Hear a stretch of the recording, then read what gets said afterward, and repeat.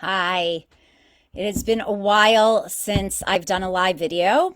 So I felt it was really important, though, especially this week, to jump on and to share some ideas, some thoughts that will hopefully inspire us all. This is something for everyone, but this is especially for Jewish women and girls as we enter into our second Friday night since the horrors that have befallen the Jewish people in Israel and around the world through that. And what I really want to do here is show us all how we can learn some beautiful lessons to empower us, to show us our strength, to show us our ability, and to really teach us how we have the potential to truly heal and transform our reality. As a very close friend of mine in Israel, Sarat Tzadok, who lives in the Golan, said, surreal is the new real.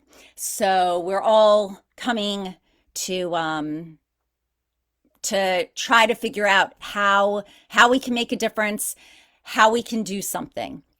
So to begin with, one of the beautiful traditions on Friday night as Shabbat comes in is that Eshet Chayil, the text of A Woman of Valor, is sung at the Shabbat table. This is something traditionally sung by the husband to his wife, by all of the guests at the table, to the Jewish woman, the Jewish women in the home. And it is translated Eshet Chayil or Eshet Chayil as a woman of valor. So to begin, valor is a really interesting word because it's not generally the type of word you would think would be the primary adjective used to describe the Jewish woman. You know, if you were to just think about ways of describing womanhood in Jewish women, I'm not sure valor would be the top of someone's list, but it's actually perfect. And if you look up the meaning of valor in the dictionary, it reads as follows. Valor is strength of mind or spirit that enables a person to encounter danger with firmness and personal bravery. Absolutely a beautiful description and a perfect description for the Jewish woman. But it goes beyond that. The word for valor, chayil, is the same word as Chayal, which is a soldier. So not only are we a woman of valor, but we are a woman who is a soldier, who is going to do what is needed to protect and support and bring safety and everything that is needed to ourselves, to our loved ones, to our family, to our community, and to the world. So then the question is, if we are these soldiers and we are valorous and we have this personal bravery and we have this strength of mind and spirit, how do we do this? What is our method? What is our weaponry for addressing the dangers around us, for those who are seeking to destroy us, for those who want to hurt us? So in the 1980s, the Lubavitcher Rebbe started a beautiful campaign called Mivtza NESHEK. Mivtza is a campaign. I know it sounds like mitzvah, which is also the idea of the holy and good deed and commandment. But this was a campaign for lighting Shabbos candles. And the acronym used, NESHEK, is for Neirot Shabbat Kodesh, the holy Shabbat candles. So this acronym was what was intended to inspire Jewish women and girls as Shabbat was coming in to light Shabbat candles. But the acronym itself, NESHEK, is the same word as a gun. So our weapon, the weapon of the Jewish women and Jewish girls around the world, our gun, and as we are soldiers battling and supporting and protecting all that we love and all who we love, is our beautiful commandment of lighting Shabbos candles.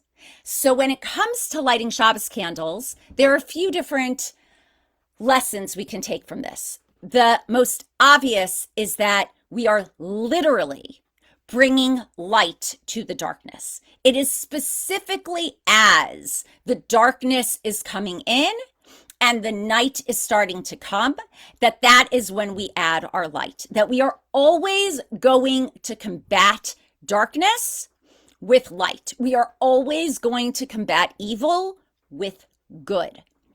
So we are first and foremost adding light to the darkness. But also when we light a flame, when we ignite that flame, it can give and give and give and give without ever diminishing from itself. So it is teaching us our endless potential to ignite the wicks of others and to provide that light and to share that light and to bring that warmth and to bring that illumination. And no matter how much we give, it's not taking from ours, it's not lessening us, it's just strengthening everyone around us. More so, all of our candles may look very different. We all have all the things that separate us, that we, are differentiated between us. But if you light all of those wicks, the flame is always the same. It doesn't matter how big the candle is, how small the candle is, how wide, any of that, the flame is going to be the same. So when it is dark, all we're going to have are those beautiful flames that can keep giving and giving and illuminating. And the flame is always symbolic of our soul, of our innermost essence, of our innate godliness, and of our pure goodness within. So we are igniting those. And the third idea I want to share is that when we say the blessing on the candles itself, we absolutely shift, change, and transform reality just through our words, just through our speech. How do we see this with Shabbat candles specifically? Is if Shabbat is coming in this week, depending on where you are, it's going to be roughly 5:30, 5:45. Check your time because the time makes a huge difference. But when you light your candles, at that very moment, you create Shabbat. If you do it prior to it happening, it's going to happen with or without you, but you have the ability to create it and bring it in even before it's time. So if a half an hour before it's actually the time to light, you choose to light your candles and you say that blessing, you've created Shabbat. You've created Shabbos in your home. You have changed reality in your environment by stating and saying that blessing. Our words are transformative. And this week, when we read the Torah portion of Noah, is this lesson, is the power of speech, that we have all of the different animals, all of these seemingly, not only animals that would generally kill each other, but have nothing in common, from the big to the small, from the carnivores to, the vegetarians, all the different type of species, and they go into the ark. The Hebrew word for ark is a TEIVA, but TEIVA also means a word. They go into the word to get away from the bad, to get away from the evil, to learn how to communicate, to learn how to get along with one another. And it is specifically why we see that the dimensions of the ark, of the word, spell language, LASHON. What we have with this is that the height of the ark are 30 cubits, which is the letter Lamed. The length is 300 cubits, which is the letter Shin. And the width is 50 cubits, which is the letter Nun. And those three letters, Lamed, Shin, and Nun, spell LASHON, spell the tongue, language, how we speak. So when we light our candles this Friday night, not only are we doing so for all the women and all the girls who are no longer able to light because they have been brutally taken from our world, we are also doing so in the merit and the honor of all those girls and women who are being held right now in captivity and can't light, the ones in the hospital who desperately need healing and can't light.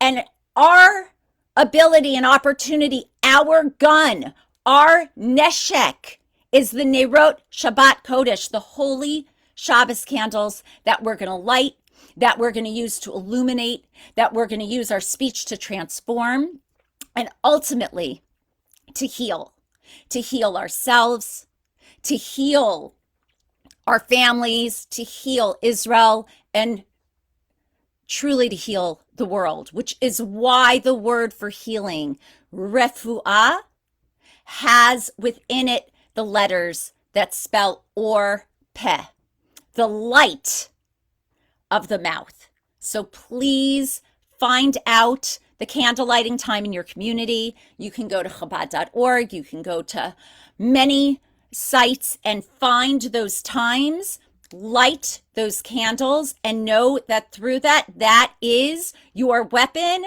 as a woman of valor, the soldier that you are, to truly, truly bring peace, bring healing, and change the world. Have a uplifting and peaceful Shabbat, and may we only hear good news.